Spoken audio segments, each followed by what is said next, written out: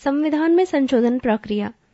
संविधान के भाग 20 अनुच्छेद 368 में संशोधन की प्रक्रिया का उल्लेख वर्णित है। संविधान में संशोधन प्रक्रिया 3 प्रकार से की जाती है। नंबर 1, सामान्य बहुमत द्वारा संशोधन प्रक्रिया। संविधान के अनेक अनुच्छेदों में संसद के साधारण बहुमत कोष्ठक में दोनों सदनों में 50% से अधिक मत द्वारा पारित विधेयक को राष्ट्रपति की स्वीकृति मिल जाने पर कानून का निर्माण हो जाता है। इस प्रक्रिया के तहत आने वाले विषयों में प्रमुख हैं: पहला, नए राज्यों का निर्माण; दूसरा, राज्यों के नाम, आकार और क्षेत्रफल में परिवर्तन; तीसरा, संसद सदस्यों का वेतन भत्ता बढ़ाया जाना; चौथा, नागरिकता संबंधी विषय; पांचवा, अनुसूचित जाति और जनजातियों के विषय, उनको संरक्षण संबंधी; छठा, केंद्र द्वारा प्रशासित क्षेत्रों की प्रशासनिक व्यवस्थाएं; सातवां, चुनाव सुधार व्यवस्था; आठवां, उच्चतम तथा उच्च न्यायालयों के न्यायाधीशों के भत्ते आदि। नंबर 2, विशेष बहुमत द्वारा संशोधन। संसद के दोनों सदनों के 2/3 बहुमत से पारित और राष्ट्रपति की स्वीकृति प्राप्ति होने पर किसी भी प्रकार का महत्वपूर्ण संशोधन किया जा सकता है। ऐसा संशोधन संविधान का अंग और कानून बन जाता है। न्यायपालिका तथा राज्यों के अधिकारों तथा शक्तियों जैसे कुछ विशेष और अति महत्वपूर्ण विषयों को छोड़कर अन्य तमाम विषयों पर इसी प्रकार के तहत संशोधन किए जाते हैं। नंबर 3, संसद के विशेष बहुमत तथा राज्य विधानमंडलों की स्वीकृति से संशोधन। ऐसे संशोधन विधेयक को पहले तो संसद के दोनों सदनों में विशेष बहुमत से पारित करवा लिया जाता है, फिर उसे राज्यों के विधानमंडलों में भेजा जाता है। कुल राज्यों के कम से कम आधे विधानमंडलों की स्वीकृति उस संशोधन विधेयक को मिल जाने पर उसे अंतिम रूप से राष्ट्रपति के पास भेजा जाता है। राष्ट्रपति की स्वीकृति मिल जाने पर वो संशोधन विधेयक कानून का रूप ले लेता है।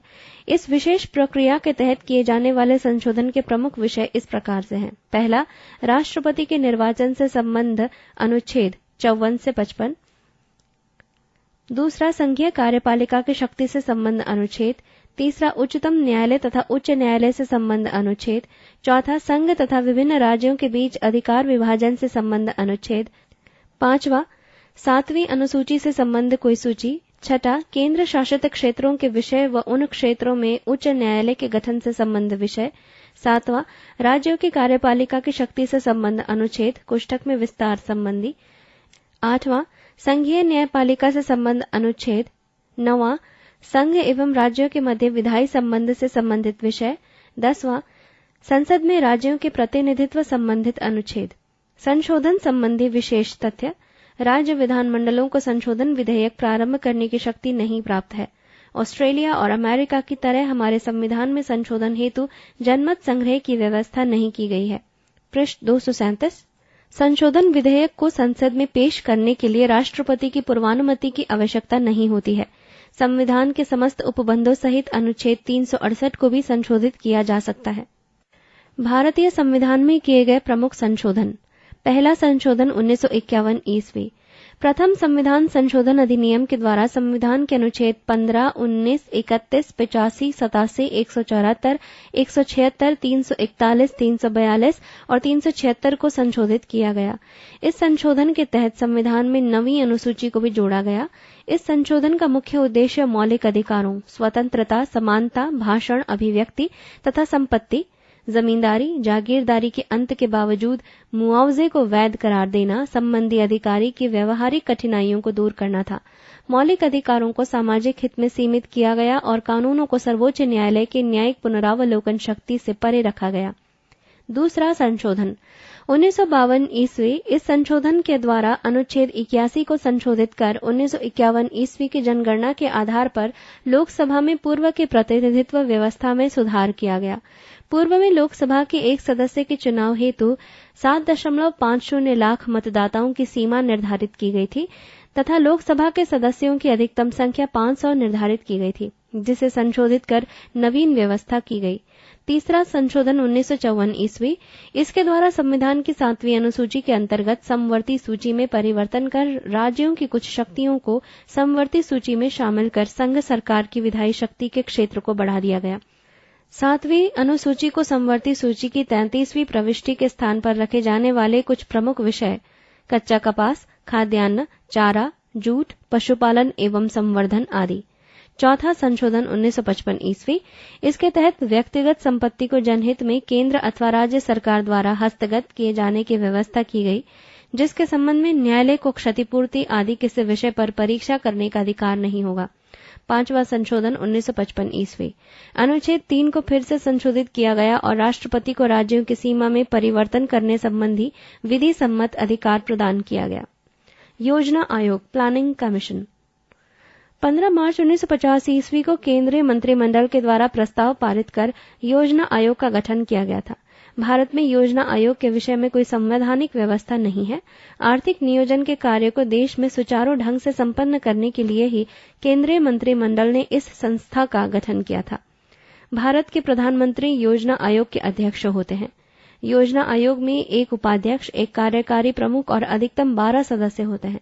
इस आयोग का कार्य देश के संसाधनों को ध्यान में रखते हुए देश के आर्थिक विकास हेतु योजनाएं बनाना है। 6वां संशोधन 1956 ईस्वी। इसके तहत अंतर्राज्यीय बिक्री कर के अंतर्गत कुछ वस्तुओं पर केंद्र सरकार को कर लगाने का अधिकार प्रदान किया गया है। इस हेतु 7वीं अनुसूची के संघ सूची में संशोधन द्वारा परिवर्तन किया गया।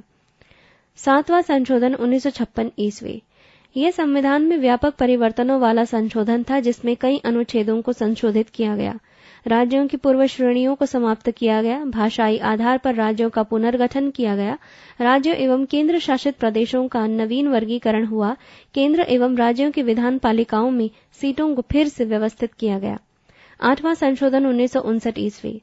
अनुच्छेद 334 का संशोधन कर 1960 ईस्वी की व्यवस्था में परिवर्तन कर केंद्र एवं राज्यों के निम्न सदनों में अनुसूचित जाति, अनुसूचित जनजाति एवं आंग्ल भारतीय समुदायों के आरक्षण को 10 वर्षों के लिए यानी 1970 ईस्वी तक बढ़ा दिया गया। 9वां संशोधन 1960 ईस्वी।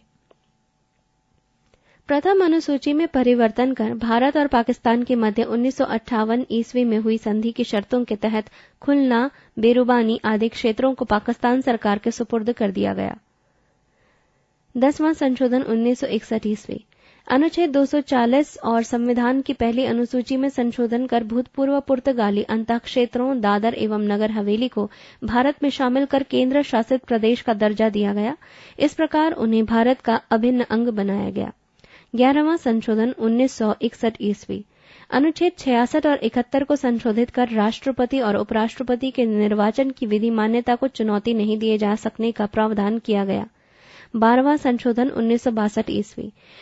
प्रथम अनुसूची को संशोधित कर गोवा, दमन एवं दीव को भारत का अंग बनाया गया। उन्हें केंद्र शासित प्रदेश बनाया गया।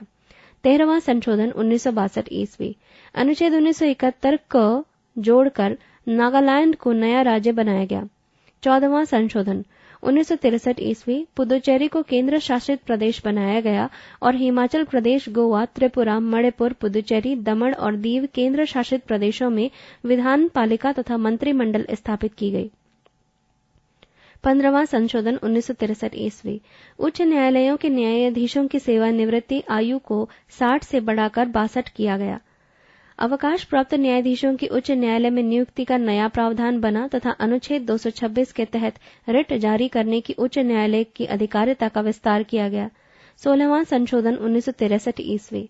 तीसरी अनुसूची में शपथ ग्रहण संबंधी परिवर्तन के तहत जोड़ा गया, मैं भारत की स्वतंत्रता एवं अखंडता को बनाए रखूंगा तथा राष्ट्रहित में मूल अधिकारों को संकुचित किया गया।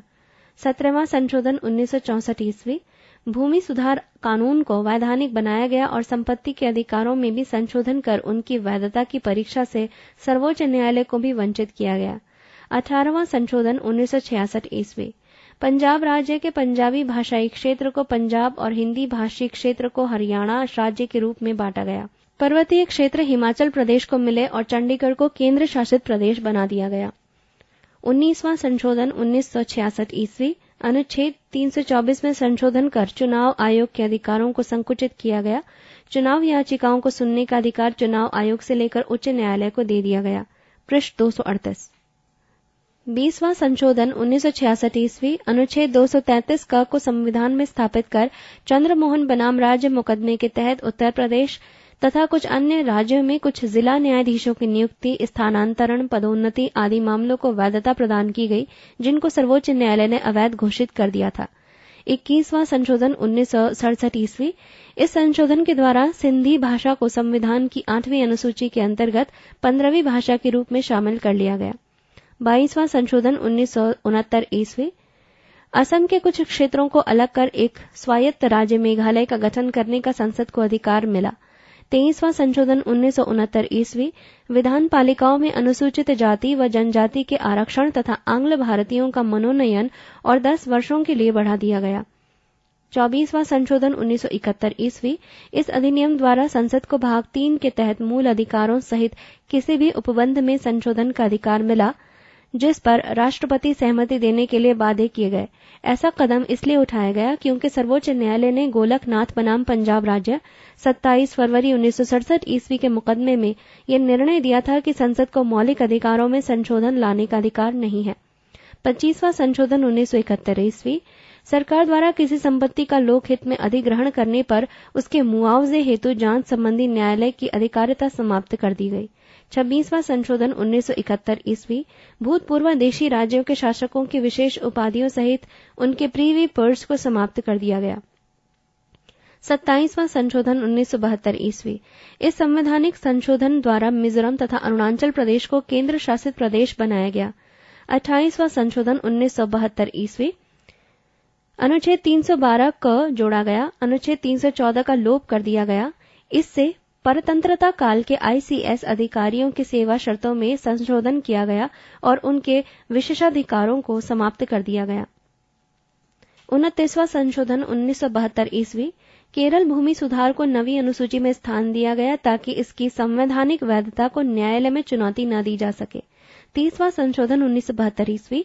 अनुच्छेद 133 को संशोधित कर सर्वोच्च न्यायालय में दीवानी विवादों की अपील के लिए 20,000 रुपए से अधिक मूल्य की सीमा समाप्त कर दी गई। 31वां संशोधन 1973 ईस्वी। लोकसभा के सदस्यों की संख्या 525 से 545 की गई और केंद्र शासित प्रदेशों का प्रतिनिधित्व 25 से घटाकर 20 किया गया। 32वां संशोधन 1973 ईस्वी। इसके द्वारा अध्यक्ष को संवैधानिक निर्देश दिया गया कि संसद एवं विधान पालिकाओं के सदस्यों द्वारा दबाव या जबरदस्ती में दिए गए इस्तीफे को अवैध घोषित करें और सिर्फ स्वेच्छा से दिए गए उचित इस्तीफे को स्वीकार करें। 34वां संशोधन अधिनियम 1974 ईस्वी। विभिन्न राज्यों द्वारा पारित 20 भू सुधार अधिनियमों को नवी अनुसूची में शामिल स्थान दिया गया ताकि उन्हें न्यायालय द्वारा संवैधानिक वैधता के परीक्षण से परे रखा जा सके। 35वां संशोधन 1974 ईस्वी। सिक्किम का संरक्षित राज्य का दर्जा समाप्त कर उसे भारतीय संघ के अन्य राज्यों की श्रेणी में स्थान दिया गया। 36वां संशोधन 1975 ईस्वी। सिक्किम भारत का 22वां राज्य बना। 37वां संशोधन 1975 ईस्वी। इसके द्वारा संविधान के अनुच्छेद 239 क से 240 तक संशोधन किया गया। अरुणाचल प्रदेश में विधानसभा और मंत्री परिषद का उपबंध किया गया। 38वां संशोधन 1975 ईस्वी। ये अत्यंत महत्वपूर्ण संशोधन था। इसके तहत कई अनुच्छेदों को संशोधित कर आपात स्थिति की घोषणा की गई और राष्ट्रपति, राज्यपाल एवं केंद्र शासित प्रदेशों के प्रशासनिक प्रधानों द्वारा अध्यादेश जारी करने को न्यायिक समीक्षा की शक्ति से बाहर कर दिया गया। 39वां संशोधन 1975 ईस्वी। अनुच्छेद 329 का अंतः स्थापित कर अनुच्छेद 71 को भी संशोधित कर राष्ट्रपति, उपराष्ट्रपति, प्रधानमंत्री तथा लोकसभा अध्यक्ष के निर्वाचन संबंधी विवादों को न्यायिक परीक्षण की परिधि से परे कर दिया गया। 41वां संशोधन 1976 ईस्वी। राज्य लोक सेवा आयोग के सदस्यों की सेवानिवृत्ति आयु सीमा 60 से बढ़ाकर 62 वर्ष की गई। संघ लोक सेवा आयोग के सदस्यों की अधिकतम सेवानिवृत्ति आयु 65 वर्ष को बरकरार रखा गया। 42वां संशोधन 1976 ईस्वी। व्यापक परिवर्तनों वाले इस अति महत्वपूर्ण संशोधन में मुख्यतः शामिल थे: पहला, संविधान में 10 मौलिक कर्तव्यों को अनुच्छेद 51 क भाग 4 क के तहत जोड़ा गया। दूसरा, संविधान की प्रस्तावना में समाजवादी, धर्मनिरपेक्ष और एकता और अखंडता आदि शब्दों को जोड़ा गया। तीसरा, राज्य के नीति निर्देशक सिद्धांतों अथवा तत्वों की मौलिक अधिकारों पर सर्वोच्चता निश्चित की गई। चौथा, भारतीय संविधान को न्यायिक परीक्षा से बाहर कर दिया गया।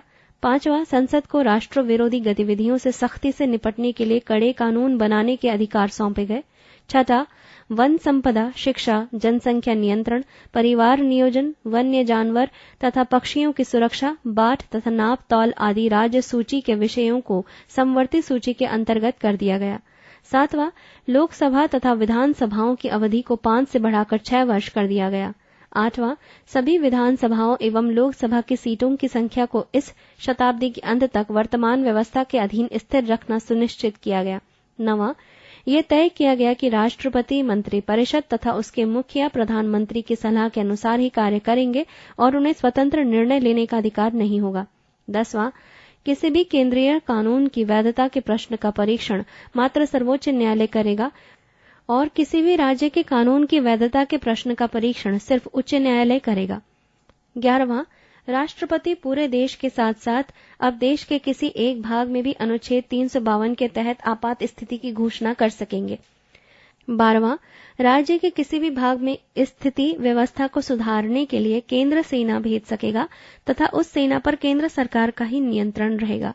13वां, ज्यूरी पद्धति को महत्व दिया गया। 14वां, बच्चों तथा युवकों के नैतिक शोषण पर प्रतिबंध लगा। पृष्ठ 239। 44वां संशोधन 1978 ईस्वी। ये भी अत्यंत महत्वपूर्ण संवैधानिक संशोधन था, जिसमें 42वें संशोधन की कई आपत्तिजनक बातों को उलटकर कई मामलों में संविधान की पूर्व व्यवस्था को पुनर्स्थापित किया गया।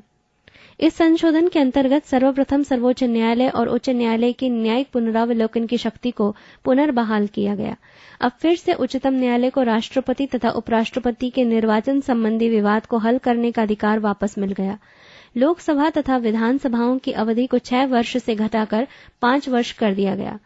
राष्ट्रीय आपात स्थिति लागू करने के लिए आंतरिक अशांति के स्थान पर सैन्य विद्रोह को आधार बनाया गया। आपात स्थिति संबंधित अन्य प्रावधानों में भी परिवर्तन किया गया ताकि उनका दुरुपयोग कर राज्यों को परेशान न किया जा सके। संपत्ति के अधिकार को मौलिक अधिकारों के भाग से हटा दिया गया और इसे कानूनी कोष्ठक में विधिक अधिकारों की श्रेणी में स्थान दिया गया। 45वां संशोधन 1980 ईस्वी। अनुसूचित जाति, अनुसूचित जनजाति व आंग्ल भारतीयों हेतु व्यवस्थापिकाओं में सीटों के आरक्षण को पुनः 10 वर्ष हेतु बढ़ाया गया। 50वां संशोधन 1984 ईस्वी। अनुच्छेद 33 में संशोधन किया गया। सैन्य सेवाओं की पूरक सेवाओं में संलग्न सुरक्षा बलों को कुछ अतिरिक्त दायित्व सौंपे गए, जैसे देश की संपत्ति की रक्षा करना, गुप्तचर का कार्य करना, कानून तथा व्यवस्था से जुड़े दायित्व निभाना आदि। साथ ही उनके उचित कर्तव्य पालन हेतु संसद को कड़े कानून बनाने के अधिकार भी मिले और उनके मूल अधिकारों को संकुचित कर उनके कर्तव्यों को बढ़ाया गया। 52वां संशोधन 1985 ईस्वी। राजनीतिक दल बदल पर अंकुश लगा। दल बदल विरोधी प्रावधानों को संविधान की 10वीं अनुसूची के अंतर्गत रखा गया। 53वां संशोधन 1986 ईस्वी। मिजोरम को पूर्ण राज्य का दर्जा देने के लिए अनुच्छेद 371 में खंड जी जोड़ा गया। 54वां संशोधन 1986 ईस्वी। संसद को न्यायाधीशों का वेतन बढ़ाने का अधिकार सौंपा गया।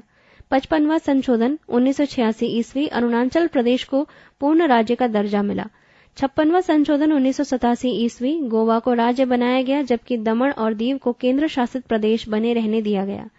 57वां संशोधन 1987 ईस्वी। अनुसूचित जनजातियों के आरक्षण के संबंध में मिजोरम, मेघालय, अरुणाचल प्रदेश व नागालैंड की विधानसभा सीटों का परिसीमन इस शताब्दी के अंत तक के लिए सुनिश्चित किया गया। 58वां संशोधन 1987 ईस्वी। राष्ट्रपति को संविधान का प्रामाणिक हिंदी संस्करण का प्रकाशन करने के लिए अधिकृत किया गया। 59वां संशोधन 1988 ईस्वी। पंजाब में राष्ट्रपति शासन 3 वर्ष के लिए बढ़ाया गया। 60वां संशोधन 1988 ईस्वी। व्यवसाय कर की सीमा 250 रुपए से बढ़ाकर 2500 रुपए प्रति व्यक्ति प्रति वर्ष की गई। 61वां संशोधन 1989 ईस्वी। मतदान हेतु आयु सीमा 21 वर्ष से घटाकर 18 वर्ष कर दी गई। 65वां संशोधन 1990 ईस्वी। अनुच्छेद 338 को संशोधित कर अनुसूचित जाति तथा अनुसूचित जनजाति आयोग का गठन किया गया। 69वां संशोधन 1991 ईस्वी। दिल्ली राष्ट्रीय राजधानी क्षेत्र बनी। दिल्ली संघ राज्य क्षेत्र हेतु विधानसभा और मंत्री परिषद का प्रावधान किया गया। 70वां संशोधन 1992 ईस्वी। दिल्ली और पौंडीचेरी कोष्ठक में पुदुचेरी संघ राज्य क्षेत्रों के विधानसभा सदस्यों को राष्ट्रपति के निर्वाचन में भाग लेने का अधिकार मिला। 71वां संशोधन 1992 ईस्वी। कोंकणी, मणिपुरी और नेपाली भाषा को संविधान की 8वीं अनुसूची में शामिल किया गया। 73वां संशोधन 1992 से 1993 ईस्वी। संविधान में 11वीं अनुसूची जोड़कर पंचायती राज संबंधी प्रावधानों को शामिल किया गया। 74वां संशोधन 1993 ईस्वी 12वीं अनुसूची जोड़कर नगर पालिका, नगर निगम और नगर परिषदों को संवैधानिक मान्यता प्रदान की गई। 76वां संशोधन 1994 ईस्वी तमिलनाडु में पिछड़े वर्गों के लिए सरकारी नौकरियों में पारित 69% आरक्षण अधिनियम को नवीं अनुसूची में शामिल कर लिया गया। 78वां संशोधन 1995 ईस्वी विभिन्न राज्यों के 27 भूमि सुधार कानूनों को नवी अनुसूची में शामिल किया गया, जिससे इस सूची में कुल अधिनियमों की संख्या 284 हो गई। 79वां संशोधन 1999 ईस्वी अनुसूचित जातियों एवं जनजातियों के लिए व्यवस्थापिका में आरक्षण अवधि को और 10 वर्ष के लिए 25 जनवरी 2010 तक बढ़ा दिया गया। 80वां संशोधन 1999 ईस्वी राज्यों को प्रत्यक्ष केंद्रीय करों से प्राप्त कुल धनराशि का 25% हिस्सा देना सुनिश्चित किया गया। 82वां संशोधन 2000 ईस्वी राज्यों को सरकारी नौकरियों में आरक्षित रिक्त स्थानों की भर्ती के लिए प्रोन्नति के मामलों में अनुसूचित जातियों एवं जनजातियों के अभ्यर्थियों के लिए न्यूनतम प्राप्तांकों में छूट प्रदान की गई। 83वां संशोधन 2000 ईस्वी पंचायती राज संस्थाओं में अनुसूचित जाति हेतु आरक्षण का प्रावधान करने के लिए अरुणाचल प्रदेश को छूट दी गई। राष्ट्रीय विकास परिषद, नेशनल डेवलपमेंट काउंसिल। 6 अगस्त 1952 ईस्वी को राष्ट्रीय विकास परिषद NDC का गठन किया गया। राज्यों की भागीदारी योजना निर्माण में भी होनी चाहिए, इस बात को लक्ष्य कर इस गैर संवैधानिक संस्था का गठन हुआ। भारत का प्रधानमंत्री इस संस्था का अध्यक्ष होता है। सभी राज्यों के मुख्यमंत्री व योजना आयोग के तमाम सदस्य इस संस्था के पदेन सदस्य होते हैं। 84वां संशोधन 2001 ईस्वी। इस संशोधन अधिनियम में तय किया गया कि लोकसभा तथा विधानसभाओं की सीटों की संख्या में वर्ष 2026 तक कोई परिवर्तन नहीं किया जाएगा। 85वां संशोधन 2001 ईस्वी। इसके द्वारा सरकारी सेवाओं में अनुसूचित जाति, अनुसूचित जनजाति के अभ्यर्थियों हेतु पदोन्नतियों में आरक्षण की व्यवस्था का प्रावधान किया गया। 86वां संशोधन 2002 ईस्वी। शिक्षा को मौलिक अधिकार घोषित किया गया। अनुच्छेद 21 का जोड़कर 6 से 14 वर्ष की आयु के सभी बच्चों को निःशुल्क और अनिवार्य शिक्षा का प्रावधान किया गया। संविधान के अनुच्छेद 45 और अनुच्छेद 51 क में भी संशोधन किए जाने का प्रावधान किया गया। पृष्ठ 240। 87वां संशोधन 2003 ईस्वी। इसके द्वारा परिसीमन में जनसंख्या का आधार 1991 की जनगणना की जगह पर 2001 ईस्वी की गई। 88वां संशोधन 2003 ईस्वी। 7वीं अनुसूची में संशोधन कर सेवाओं पर कर का प्रावधान किया गया। 89वां संशोधन 2003 ईस्वी। अनुच्छेद 338 को संशोधित कर अनुसूचित जाति के लिए पृथक राष्ट्रीय आयोग के गठन का प्रावधान किया गया। 90वां संशोधन 2003 ईस्वी। अनुच्छेद 332 में संशोधन कर असम विधानसभा में अनुसूचित जनजातियों और गैर अनुसूचित जनजातियों का प्रतिनिधित्व बरकरार रखा गया और बोडोलैंड टेरिटोरियल काउंसिल क्षेत्र के गैर जनजातीय व्यक्तियों के अधिकारों की सुरक्षा करने का प्रावधान किया गया। 91वां संशोधन 2003 ईस्वी। इस संशोधन का उद्देश्य राजनीतिक पार्टियों के दल बदल पर रोक लगाना था। इसमें यह व्यवस्था की गई कि अब केवल संपूर्ण दल के विलय को ही मान्यता प्रदान की जाएगी। इस हेतु केंद्र तथा राज्य में मंत्री परिषद की सदस्य संख्या क्रमशः लोकसभा तथा विधानसभा की सदस्य संख्या का 15% होगा। जहां पर सदन की सदस्य संख्या 40-40 है, वहां पर यह संख्या अधिकतम 12 तय की गई। 92वां संशोधन 2003 ईस्वी। संविधान की 8वीं अनुसूची में इन 4 भाषाओं को स्थान मिला: बोडो, डोंगरी, मैथिली और संथाली।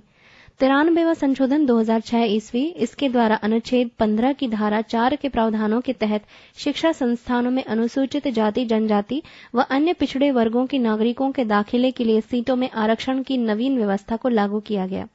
94वां संशोधन 2006 ईस्वी। इसके द्वारा झारखंड व छत्तीसगढ़ में एक जनजाति कल्याण मंत्री नियुक्त किया जाना तय किया गया, जो व्यवस्था उड़ीसा व मध्य प्रदेश में पहले से लागू है। साथ ही बिहार को इस सुविधा से वंचित कर दिया गया। 95वां संशोधन 2009 ईस्वी। इसके तहत अनुच्छेद 334 में संशोधन करते हुए लोकसभा एवं राज्य विधानसभाओं में अनुसूचित जातियों व जनजातियों के लिए चुनावी सीटों के आरक्षण तथा आंग्ल भारतीय सदस्यों के मनोनयन की व्यवस्था को 60 वर्ष की जगह 70 वर्ष करते हुए 26 जनवरी 2010 ईस्वी से आगामी 10 वर्ष के लिए 2020 ईस्वी तक और बढ़ा दिया गया। 96वां संशोधन 2011 ईस्वी। इस संशोधन द्वारा 8वीं अनुसूची में संशोधन किया गया, जिससे उड़िया की जगह पर ओडिया शब्द ने स्थान लिया। 97वां संशोधन 2011 ईस्वी। अनुच्छेद 19 में संशोधन अनुच्छेद 43B और भाग 9B की प्रविष्टि संबंधित अनुच्छेद 243 ZH से 243 ZT का समावेश किया गया। अनुच्छेद 19 में या संघ के बाद या कोऑपरेटिव सोसाइटी शब्द जोड़ा गया। संविधान के भाग 4 में अनुच्छेद 43B जोड़ा गया। इस अनुच्छेद के अनुसार राज्य कोऑपरेटिव सोसाइटी के स्वैच्छिक गठन, स्वायत्त संचालन, लोकतांत्रिक नियंत्रण एवं पेशेवर प्रोफेशनल प्रबंधन के संवर्धन हेतु यत्न करेगा। 98वां संशोधन 2012 ईस्वी। अनुच्छेद 371 जे की नई प्रविष्टि इस संशोधन के द्वारा कर्नाटक के राज्यपाल की शक्तियों में विस्तार कर कर्नाटक, आंध्र प्रदेश के क्षेत्र के विकास का उत्तरदायित्व सौंपा गया। 108वां संशोधन 2010 ईस्वी। लोकसभा तथा विधानसभाओं में महिलाओं के लिए 33% आरक्षण के प्रावधान से संबंधित 109वां संशोधन 2010 ईस्वी। लोकसभा तथा राज्य विधानसभाओं में अनुसूचित जातियों, अनुसूचित जनजातियों एवं आंग्ल भारतीयों के लिए आरक्षण 26 जनवरी 2010 से आगामी 10 वर्षों तक के लिए बढ़ाने हेतु 110वां संशोधन 2010 ईस्वी। पंचायतों में महिलाओं के लिए 33% के मौजूदा स्तर को बढ़ाकर 50% करने हेतु 113वां संशोधन 2010 ईस्वी। उड़ीसा राज्य का नाम ओडिशा तथा उड़िया भाषा का नाम ओडिया करने हेतु 115वां संशोधन 2011 ईस्वी। वस्तु एवं सेवा कर GST लागू करने के लिए केंद्र सरकार ने 22 मार्च 2011 को 115वां संविधान संशोधन विधेयक पेश किया। 117वां संशोधन 2012 ईस्वी। अनुसूचित जातियों और अनुसूचित जनजातियों को सरकारी नौकरियों में पदोन्नति में आरक्षण देने संबंधी 17 दिसंबर 2012 को 117वां संविधान संशोधन विधेयक पेश किया गया।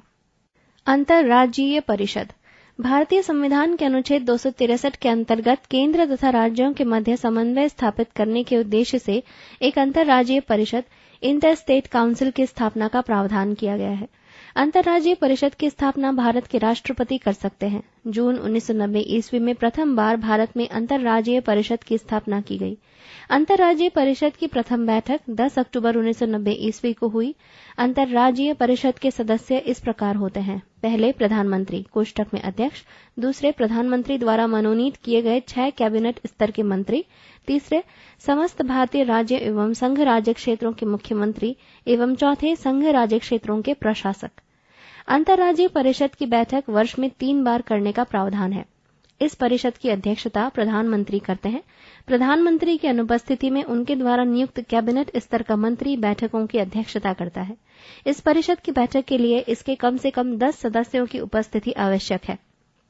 ये परिषद विभिन्न राज्यों के मध्य उत्पन्न होते हैं या हो सकने वाले विवादों की पड़ताल कर सकने समाधान हेतु परामर्श देता है। ये परिषद उन विषयों पर जिनमें राज्यों अथवा केंद्र व राज्यों के समान हित जुड़े हों में टकराव न हो, बेहतर समन्वय स्थापित हो सके, इस दिशा में अन्वेषण तथा विचार विमर्श कर लाभदायक मध्य मार्गी राह की तलाश करता है ताकि सभी के हित सधें और विकास के मार्ग की अड़चनें दूर हो सकें। लोक सेवा आयोग। 1919 ईस्वी के भारत सरकार अधिनियम के द्वारा केंद्रीय सरकार के पदाधिकारियों की नियुक्ति करने तथा उनकी सेवा संबंधी नियम को बनाने के लिए लोक सेवा आयोग पब्लिक सर्विस कमीशन की स्थापना का प्रावधान किया गया था। विधि आयोग ने 1924 ईस्वी में लोक सेवा आयोग को स्थापित करने का प्रस्ताव पारित किया था। भारत में सर्वप्रथम 1926 ईस्वी में लोक सेवा आयोग की स्थापना की गई थी। पृष्ठ 241। संघ लोक सेवा आयोग के अध्यक्ष तथा इसके सदस्यों की नियुक्ति राष्ट्रपति के अधीन है। संघ लोक सेवा आयोग की सदस्य संख्या को निर्धारित करने की शक्ति भी राष्ट्रपति के अधीन है। संघ लोक सेवा आयोग की वर्तमान सदस्य संख्या 10 है। इस आयोग के अध्यक्ष एवं सदस्यों को 6 वर्ष की समयावधि के लिए नियुक्त किया जाता है कोष्ठक में या 65 वर्ष की आयु पूरी होने तक। राज्य लोक सेवा आयोग के अध्यक्ष तथा सदस्यों की नियुक्ति संबंधित राज्य के राज्यपाल के द्वारा की जाती है, पर उन्हें हटाने की शक्ति राज्यपाल को प्राप्त नहीं है। लोक सेवा आयोग के अध्यक्ष तथा सदस्यों का कार्यकाल 6 वर्ष अथवा 62 वर्ष की आयु तक होता है। लोक सेवा आयोग के सदस्यों को उनके कार्यकाल के बीच से अनुच्छेद 317 के तहत राष्ट्रपति उच्चतम न्यायालय के प्रतिवेदन पर हटा सकते हैं। संघ लोक सेवा आयोग का सदस्य किसी राज्य लोक सेवा आयोग के अध्यक्ष पद पर नियुक्त हो सकता है। ये आयोग लोक सेवकों की भर्ती करता है तथा पदोन्नति में अपनाए जाने वाले सिद्धांतों से संबंधित परामर्श सरकार को देता है। ये आयोग सेवाओं में नियुक्ति करने के लिए योग्यता मापक परीक्षाओं का आयोजन करता है। लिखित व मौखिक परीक्षाओं के जरिए योग्यतम परीक्षार्थियों को विभिन्न सेवाओं के लिए सिफारिश करता है। परिसीमन आयोग। परिसीमन आयोग डिलिमिटेशन कमीशन कोई संवैधानिक संस्था नहीं है। अनुच्छेद 82 में प्रत्येक जनगणना की समाप्ति पर लोकसभा एवं राज्य के निर्वाचन क्षेत्रों के विभाजन व पुनः समायोजन का कार्य संसद द्वारा नियुक्त पदाधिकारी के द्वारा करने का प्रावधान है। 84वें संविधान संशोधन वर्ष 2001 में तय किया गया कि वर्ष 2026 तक लोकसभा एवं विधानसभा की सीटों की संख्या में किसी प्रकार का परिवर्तन नहीं किया जाएगा। प्रथम परिसीमन आयोग का गठन 1952 ईस्वी में हुआ। दूसरे परिसीमन आयोग का गठन 1962 ईस्वी में, तीसरे परिसीमन आयोग का गठन 1973 ईस्वी में और चौथे परिसीमन आयोग का गठन 2002 ईस्वी में हुआ। परिसीमन आयोग में देश के मुख्य निर्वाचक आयुक्त और समस्त राज्य व केंद्र शासित प्रदेशों के निर्वाचन आयुक्त सदस्य होते हैं। परिसीमन आयोग 2002 का गठन 12 जुलाई को न्यायमूर्ति कुलदीप सिंह की अध्यक्षता में हुई थी। इस आयोग की 2001 की जनगणना के आधार पर किए गए सिफारिशों के अनुसार लोकसभा में आरक्षित सीटों की संख्या बढ़ जाएगी, जिसे 10 जनवरी 2008 ईस्वी को केंद्रीय मंत्रिमंडल ने मंजूरी प्रदान कर दी। नए परिसीमन के बाद आरक्षित सीटों की संख्या। जाति अनुसूचित जाति वर्तमान में आरक्षित सीटें 79, नए परिसीमन के बाद आरक्षित सीटें 84। जाति अनुसूचित जनजाति वर्तमान में आरक्षित सीटें 41, नए परिसीमन के बाद आरक्षित सीटें 47। अनारक्षित सीटों की संख्या 412। पूर्वोत्तर के 4 राज्यों मणिपुर, असम, नागालैंड और अरुणाचल प्रदेश में स्थानीय लोगों द्वारा विरोध प्रदर्शन व अदालतों के स्थगन आदेश के कारण परिसीमन आयोग 2002 द्वारा इन राज्यों में परिसीमन कार्य नहीं हो पाया। झारखंड में भी परिसीमन कार्य न हो पाने का कारण सरकारी नीति के विपरीत आरक्षित सीटें कम होना था। भारत के राजनीतिक दल। मान्यता प्राप्त राष्ट्रीय राजनीतिक दल। राजनीतिक दल भारतीय राष्ट्रीय कांग्रेस कोष्ठक में आई, चुनाव चिन्ह पंजा। राष्ट्रीय दल भारतीय जनता पार्टी, चुनाव चिन्ह कमल। राष्ट्रीय दल भारतीय कम्युनिस्ट पार्टी, चुनाव चिन्ह हंसिया और बाली। राजनीतिक दल भारतीय कम्युनिस्ट पार्टी कोष्ठक में मार्क्सवादी, चुनाव चिन्ह हंसिया, हथौड़ा एवं तारा। राजनीतिक दल राष्ट्रवादी कोष्ठक में नेशनलिस्ट कांग्रेस पार्टी, चुनाव चिन्ह घड़ी। राजनीतिक दल बहुजन समाज पार्टी, चुनाव चिन्ह हाथी। राष्ट्रीय दल का दर्जा प्राप्त करने हेतु आवश्यक शर्तें। लोकसभा के आम चुनाव अथवा राज्य विधानसभा के चुनाव में किन्हीं 4 अथवा इससे अधिक राज्यों में कुल डाले गए वैध मतों का 6% प्राप्त करना आवश्यक होता है। इसके साथ उस राजनीतिक दल को किसी एक राज्य अथवा अधिक राज्यों से विधानसभा की कम से कम 4 सीटें जीतनी जरूरी होती है, अथवा उस राजनीतिक दल को लोकसभा में 2% कोष्ठक में 543 सीटों में से 11 सीटें हासिल हों और ये सीटें कम से कम 3 विभिन्न राज्यों में हासिल की गई हों। क्षेत्रीय दल रीजनल पार्टीज। भारत में राज्य स्तरीय अथवा क्षेत्रीय दलों की संख्या 12 मार्च 2014 ईस्वी को जारी की गई सरकारी अधिसूचना के अनुसार 47 है। निर्वाचन आयोग के 12 अक्टूबर 2011 के निर्णयानुसार राज्य स्तरीय राजनीतिक दलों को मान्यता प्राप्त करने के लिए चुनाव में पड़े कुल वैध मतों के 8%, कोष्ठक में पूर्व में ये 6% था, मत प्राप्त करने होंगे। कम से कम सीट प्राप्त करने की बाध्यता नहीं होगी। भारत के प्रमुख क्षेत्रीय दल व उनके चुनाव चिन्ह। क्षेत्रीय दल पहला समता पार्टी, संबंधित राज्य बिहार, चुनाव चिन्ह मशाल। क्षेत्रीय दल दूसरा लोक जनशक्ति पार्टी, संबंधित राज्य बिहार, चुनाव चिन्ह बंगला। क्षेत्रीय दल तीसरा जनता दल यूनाइटेड, संबंधित राज्य बिहार, झारखंड, चुनाव चिन्ह तीर। क्षेत्रीय दल चौथा राष्ट्रीय जनता दल, संबंधित राज्य बिहार, चुनाव चिन्ह लालटेन। क्षेत्रीय दल पांचवा तेलुगु देशम, संबंधित राज्य आंध्र प्रदेश, चुनाव चिन्ह साइकिल। क्षेत्रीय दल छठा समाजवादी पार्टी, संबंधित राज्य उत्तर प्रदेश, चुनाव चिन्ह साइकिल। क्षेत्रीय दल सातवां पैंथर्स पार्टी, संबंधित राज्य जम्मू कश्मीर, चुनाव चिन्ह साइकिल। क्षेत्रीय दल आठवां मणिपुर पीपल्स पार्टी, संबंधित राज्य मणिपुर, चुनाव चिन्ह साइकिल। क्षेत्रीय दल नवा अकाली दल बादल, संबंधित राज्य पंजाब, चुनाव चिन्ह तीर कमान। क्षेत्रीय दल 10वां असम गढ़ परिषद, संबंधित राज्य असम, चुनाव चिन्ह हाथी। क्षेत्रीय दल 11वां नेशनल कॉन्फ्रेंस, संबंधित राज्य महाराष्ट्र, चुनाव चिन्ह तीर कमान। क्षेत्रीय दल 13वां झारखंड मुक्ति मोर्चा, संबंधित राज्य झारखंड, चुनाव चिन्ह तीर कमान। क्षेत्रीय दल 14वां ऑल इंडिया फॉरवर्ड ब्लॉक, संबंधित राज्य पश्चिम बंगाल, चुनाव चिन्ह शेर। क्षेत्रीय दल 15वां नागालैंड पीपुल्स काउंसिल, संबंधित राज्य नागालैंड, चुनाव चिन्ह मुर्गा। क्षेत्रीय दल 16वां मुस्लिम लीग, संबंधित राज्य केरल, चुनाव चिन्ह सीढ़ी। पृष्ठ 242। क्षेत्रीय दल 17वां सिक्किम संग्राम परिषद, संबंधित राज्य सिक्किम, चुनाव चिन्ह हाथी। क्षेत्रीय दल 18वां द्रविड़ मुनेत्र कड़गम DMK, संबंधित राज्य तमिलनाडु पुदुचेरी, चुनाव चिन्ह उगता सूरज। क्षेत्रीय दल 19वां अन्ना द्रविड़ मुनेत्र कड़गम AIADMK, संबंधित राज्य तमिलनाडु, चुनाव चिन्ह दो पत्ती। क्षेत्रीय दल 20वां महाराष्ट्र गोमांतक पार्टी, संबंधित राज्य गोवा, चुनाव चिन्ह शेर। क्षेत्रीय दल 21वां बीजू जनता दल, संबंधित राज्य ओडिशा, चुनाव चिन्ह शंख।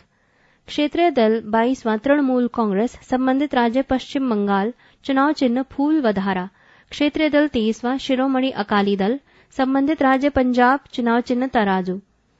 क्षेत्रीय दल 24वां शिरोमणि अकाली दल मानगुट, संबंधित राज्य पंजाब, चुनाव चिन्ह शेर।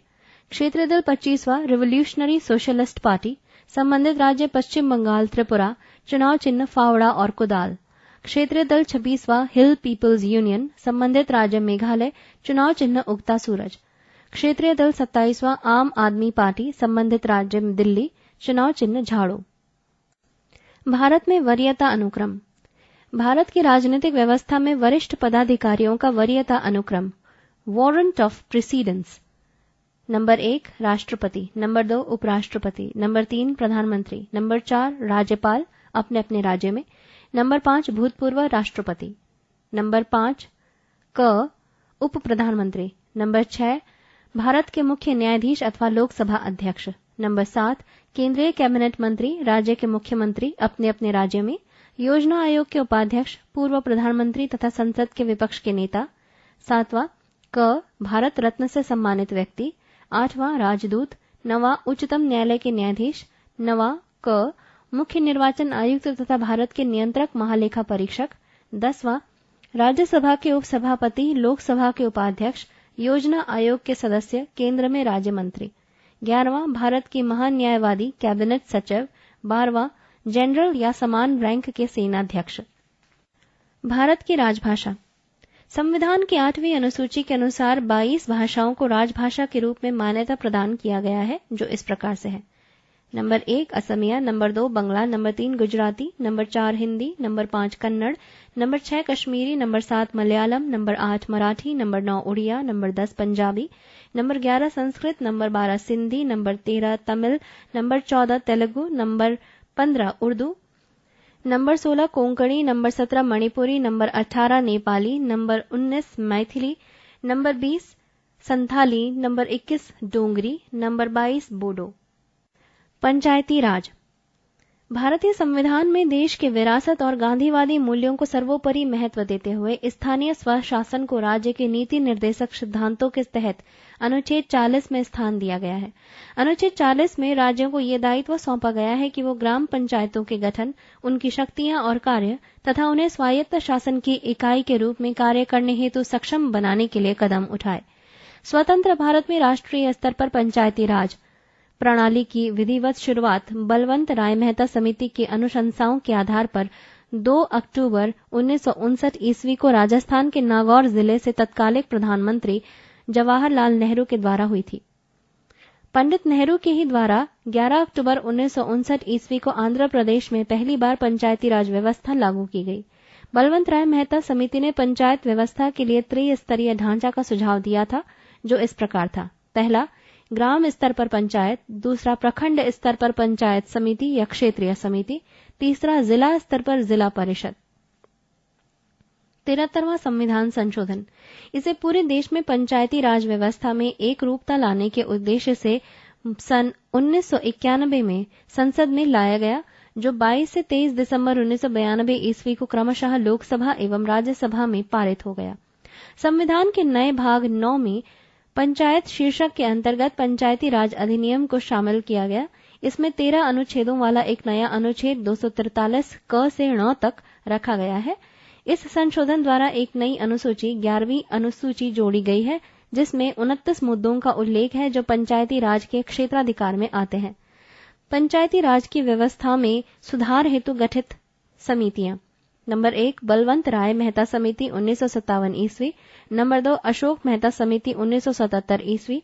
नंबर 3 पीवी के राय समिति 1985 ईस्वी। नंबर 4 LM सिंधवी समिति 1986 ईस्वी। नंबर 5 64वां संविधान संशोधन 1989 ईस्वी। नंबर 6 73वां संविधान संशोधन 1993 ईस्वी। 73वें संविधान संशोधन की प्रमुख व्यवस्थाएं।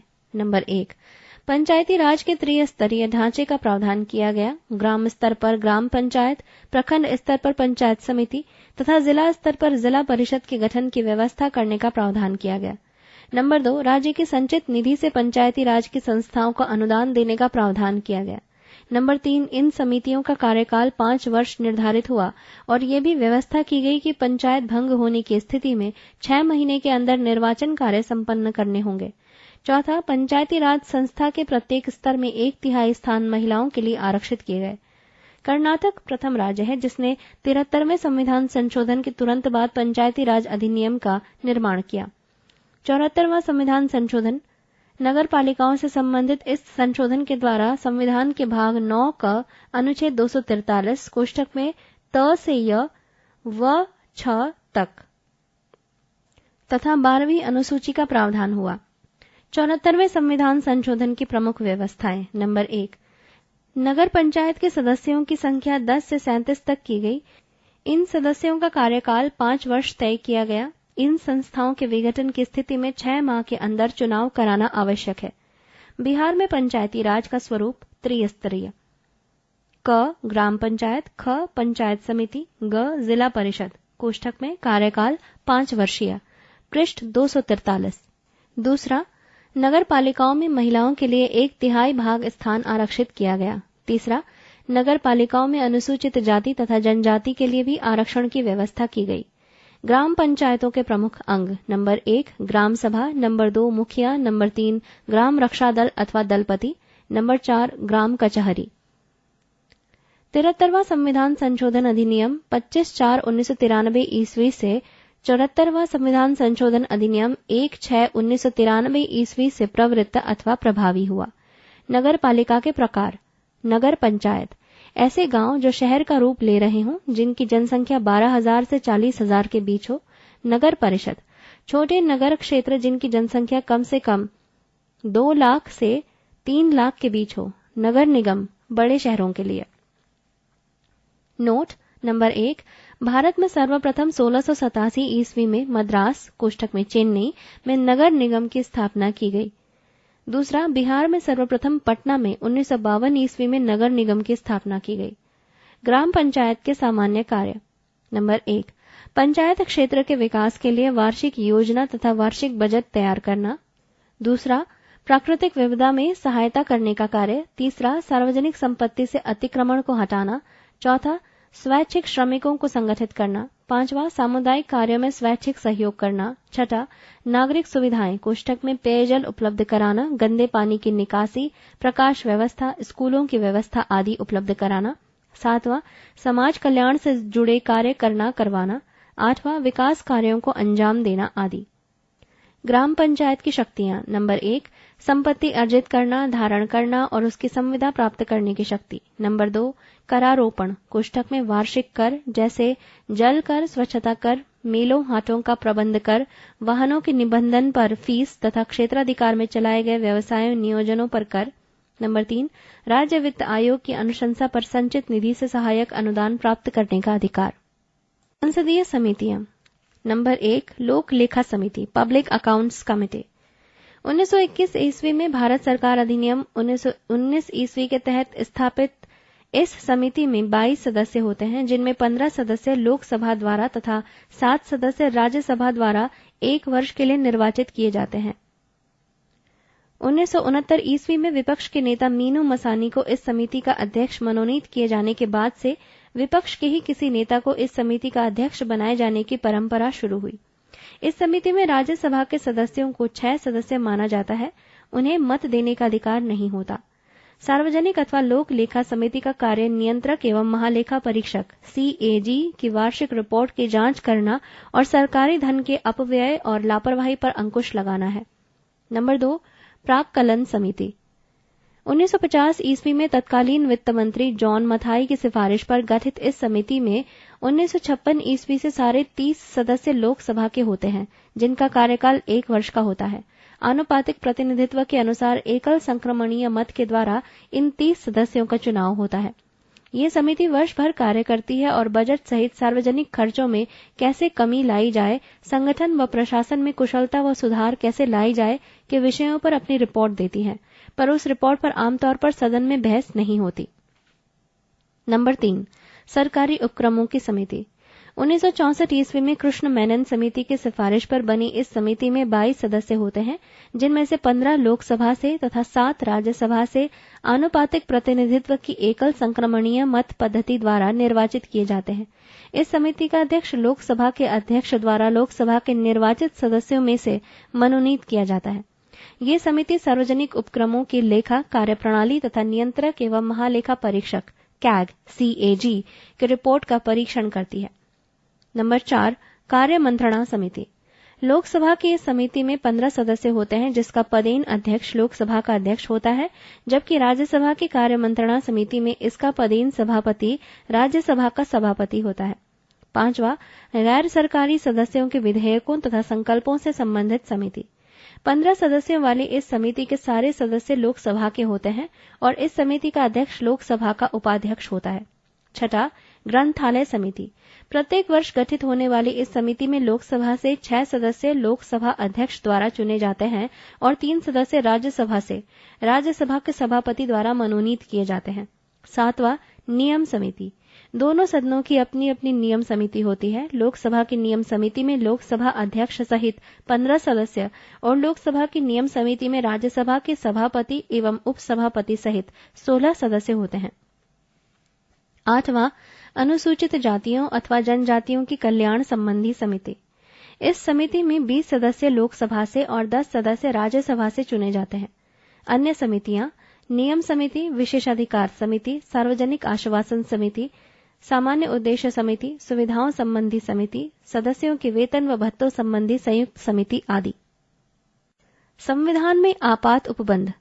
भारतीय संविधान में 3 प्रकार के आपातकाल की व्यवस्था है, जिसकी घोषणा राष्ट्रपति ही कर सकते हैं। पहले, राष्ट्रपति आपात अनुच्छेद 352 के तहत। दूसरा, राष्ट्रपति शासन अनुच्छेद 356 के तहत। तीसरा, वित्तीय आपात अनुच्छेद 360 के तहत। नंबर 1, राष्ट्रीय आपात अनुच्छेद 352। पहला, युद्ध। दूसरा, बाह्य आक्रमण और तीसरा, देश में नागरिकों द्वारा उत्पन्न सशस्त्र विद्रोह। इन 3 स्थितियों में राष्ट्रपति देश में राष्ट्रीय आपात की घोषणा कर सकते हैं। मंत्रिमंडल की सिफारिश पर राष्ट्रपति देश में राष्ट्रीय आपात की घोषणा करते हैं। पृष्ठ 244। 44वें संविधान संशोधन अधिनियम के अनुच्छेद 352 के तहत राष्ट्रीय आपात की घोषणा देश के किसी या किन्हीं भी भागों में की जा सकती है। न्यायालय में राष्ट्रीय आपात की घोषणा की परीक्षा की जा सकती है। राष्ट्रीय आपात की घोषणा 1 माह तक विधिगत रहती है।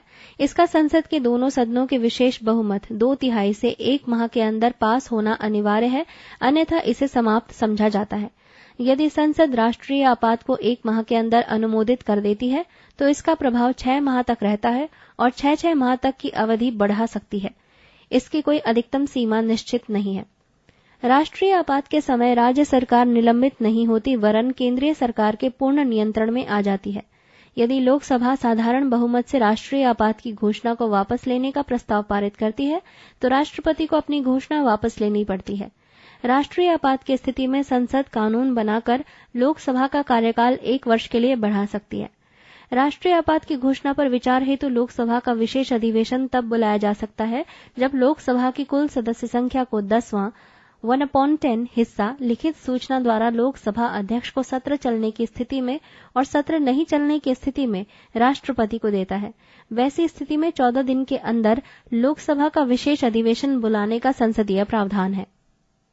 राष्ट्रीय आपात की स्थिति में पहला, राज्य की कार्यपालिका शक्ति संघीय कार्यपालिका के संपूर्णतः अधीन हो जाती है। दूसरा, संविधान के अनुच्छेद 19 में उल्लेखित स्वतंत्रताएं स्थगित मानी जाती हैं। तीसरा, राज्य सूची में संबद्ध विषयों के संबंध में अध्यादेश जारी करने का अधिकार संसद को प्राप्त हो जाता है। चौथा, राष्ट्रपति संविधान के अनुच्छेद 20 से 21 में वर्णित अधिकारों के क्रियान्वयन संबंधी न्यायपालिका के शरण लेने के अधिकार को स्थगित कर सकते हैं। बाह्य आक्रमण के आधार पर राष्ट्रीय आपात की प्रथम घोषणा चीनी आक्रमण के समय 26 अक्टूबर 1962